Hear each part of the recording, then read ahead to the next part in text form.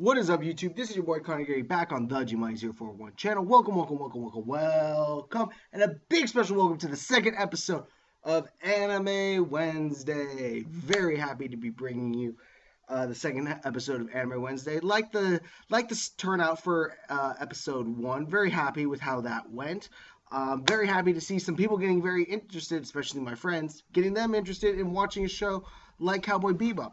Hopefully, you guys have seen that show by now, or seen some of it, and have enjoyed it. I think everyone's gonna really enjoy this anime that I'm gonna bring you today. Again, it is one of my favorite animes of all time. Today we have the highly. I'm trying to think of the right word to describe it, but I think just epic is the only way to describe it. The highly epic anime, Gurren Lagann. Look at the artwork, people. That artwork is amazing. Love the artwork that they used for this anime. Very, very cool. Wish I had the special edition box sets. This is just the regular box set that I mean the regular just packaging for the like standard edition. I really do wish I had the special editions, but I can't find them at a good price, unfortunately. I do have some special editions here. You will be seeing a review of those probably. Actually, I might do a review of one of them next. Actually, I'm going to do a review of them next week, but I'll announce that at the end of this episode. But this episode is all about Gurren Lagann, one of the best ones. And let's give you a little bit of general background on the anime. The anime was created in 2007 by Gainax. Gainax is a very famous studio for producing animes such as Neon Genesis Evangelion, arguably one of the greatest animes, well, I mean, like, ever made. Very famous for FLCL, Panty Stocking and Garter Belt, shows like that. It's had a very up and down lifespan, but it is one of my favorite studios ever, mainly because of Gurren Lagann and FLCL, and Panty Stocking and Garter Belt, which is another one of my favorites, but unfortunately, I do not own that anime. Hopefully I can find actually that one online, but that's it for a different topic. The director of this was Hiroyuki. I'm gonna butcher the last name a little bit. Imaishi. He is the creator of also. He was a key director or a key animator on Neon Genesis Evangelion. He was one of the art directors on FLCL. He was director of one of my favorite anime films, which is a highly controversial film, Dead Leaves. He was the director of Panty Stocking and Garter Belt, and he was the director of Kill la Kill, which came out this year. Very excited to get that anime on DVD, by the way. This anime is only 27 episodes long. It's very quick paced. It's very entertaining. It tells the story of this guy right here, Simone, Yoko, and Kamina.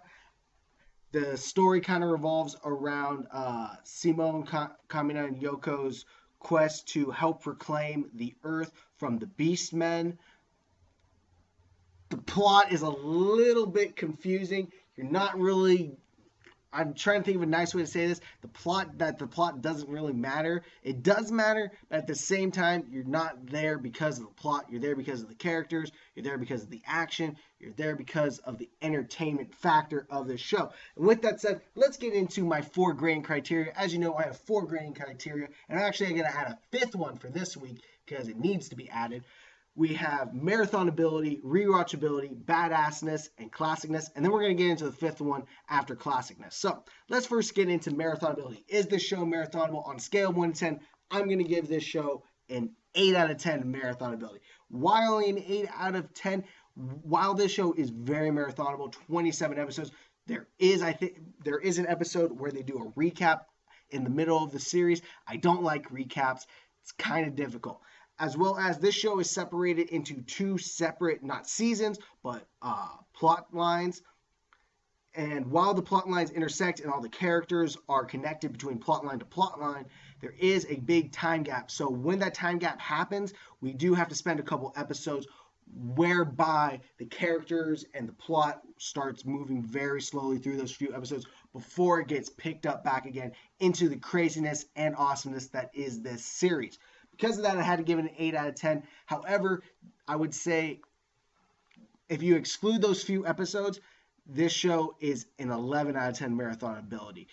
It is incredibly just well paced, very quick, very fast. You're going to want to just keep watching and watching and watching. And next thing you know, it's 5 in the morning and you've watched the whole series. It's that good, people. It's that good. Next up, we got rewatchability. I have watched this series, I believe, 3 times. Very rewatchable. I'm going to give this a 9 out of 10 because of the simple fact you can't rewatch every single episode. I will skip some episodes and rewatch some of my favorites, but I won't rewatch the whole series end to end because of the fact of those slow episodes and because I know the plot points. I just want to see certain episodes. Next up, badassness. Is this series bad yet? Badass? This series is so badass. This guy right here, Kamina. If you watch the series, you're going to go, wow, this dude is the definition of manly. He is the definition of stupid, but he's also the definition of epic. He's one of the most epic, badass characters in the history of anime, if not the most badass and epic character. He and Spike from last week's Cowboy Bebop, if you remember, Spike might be at the top. Kamina is just right below him. He's that incredible. He's left his mark on the anime world. This character is that important to anime that I would rate him that high. Even though, not going to get into it, you're going to see what happens. Hopefully you watch the show. But he's one of the most badass, and because of that, he makes the show badass. Even though Simone is kind of a wimpy character, he has his badass and awesome moments as well, even though he is kind of a Shinji Ikari. That's from Neon Genesis Evangelion. We'll be talking about Neon Genesis Evangelion in a different episode, by the way. But that means he's kind of a wussy, kind of weak, but he does have his moments where he is a very, very badass, cool character. And because of that, I'm gonna give the badass score of this. I'm gonna give it an 8.5 out of 10 because Kamina gives it a full 8. And while it needed only 2 points, I can't really. And there are some badass characters. There really are. Kamina carries it, and nobody else really steps up until the second half of the show in terms of the badass category. Now, though, let's move to classicness. Is this show a classic? This show is a massive classic. Massive, massive, massive classic. One of the great mecha animes, one of the great manly animes, one of the great animes that is just built for men. Yes, it does have its fan service moments, and while I'm not a fan of fan service, unless it's in the anime Golden Boy, which we will do a review on, and that's going to be interesting. I don't even want to get into that right now. It does have its fan service moments. Not a huge fan of that. Yoko is as you can see, a walking fan service girl. You kind of forget, actually, at a certain point. You kind of forget, and you get rid of that aspect, and you just enjoy it. This show is not to be watched with your brain turned on. This is the summer blockbuster of animes. This is take your mind, turn it off, and just enjoy. If you turn off your mind, you will enjoy this anime. If you watch it critically, you're going to hate this anime. You're going to think it's the dumbest, most idiotic thing you've ever watched. My suggestion, have a beer or a couple beers before watching this, and you will think this is the greatest show ever. I didn't. I just turned off my brain because I was told to. Pretty easy if you know me. Turned off my brain, and this was easily one of my favorite animes of all time. Just incredible, incredible. Now let's get to that 5th category before I give my final impressions.